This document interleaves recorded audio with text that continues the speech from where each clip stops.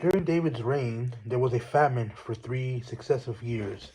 So David inquired of the Lord. The Lord answered, "It is due to Saul and to his bloody family, because he killed the Gibeonites." The Gibeonites were not Israelites, but rather a remnant of the Amorites. The Israelites had taken an oath concerning them, but Saul had tried to kill them in his zeal for the Israelites in Judah. So David summoned the Gibeonites and spoke to them. He asked the Gibeonites, "What should I do for you? How can I make atonement so that you will bring a blessing on the Lord's inheritance?" The Gibeonites said to him, "We are not asking for silver and gold from Saul or his family. We cannot put anyone to death in Israel." "Whatever you say, I will do," he said. They replied to the king, "As for the man who annihilated us and plotted to destroy us, we would not exist within the whole territory of Israel. Let 7 of his male descendants be handed over to us, so we may hang them in the presence of the Lord at Gibeah of Saul, the Lord's chosen." The king answered, "I will hand them over."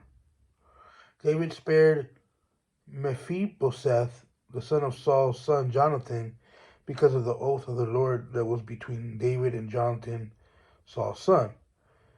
But the king took Armoni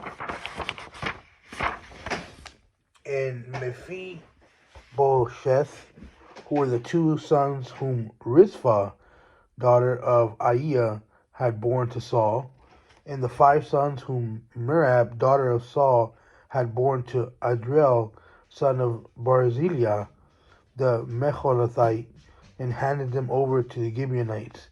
They hanged them on the hill in the presence of the Lord. The 7 of them died together. They were executed in the first day of the harvest, at the beginning of the barley harvest. Rizpah, Aiah's daughter, took sackcloth and spread it over herself on the rock from the beginning of the harvest until rain poured down from heaven on the bodies. She kept the birds of the sky from them by day and wild animals by night. When it was reported to David what Saul's concubine Rizpah, daughter of Aiah, had done, he went and got the bones of Saul and his son Jonathan from the citizens of Jabesh Gilead. They had stolen them from the public square of Beth-shan, where the Philistines had hung the bodies the day the Philistines killed Saul at Gilboa. David had the bones brought from there. They gathered up the bones of Saul's family who had been hanged and buried the bones of Saul and his son Jonathan at Zillah in the land of Benjamin, in the tomb of Saul's father Kish. They did everything the king commanded. After this, God was receptive to prayer for the land. The Philistines again waged war against Israel. David went down with his soldiers, and they fought the Philistines, but David became exhausted. Then Ishbi-Benob, one of the descendants of the giant, whose bronze spear weighed about 8 pounds, and who wore new armor, intended to kill David. But Abishai, son of Zeruiah, came to his aid, struck the Philistine, and killed him. Then David's men swore to him, "You must never again go out with us in battle. You must not extinguish the lamp of Israel." After this, there was another battle with the Philistines at Gob.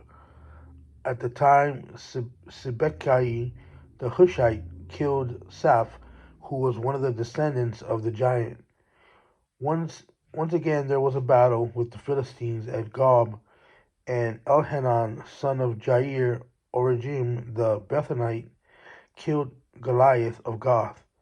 The shaft of his spear was like a weaver's beam. At Gath there was still another battle.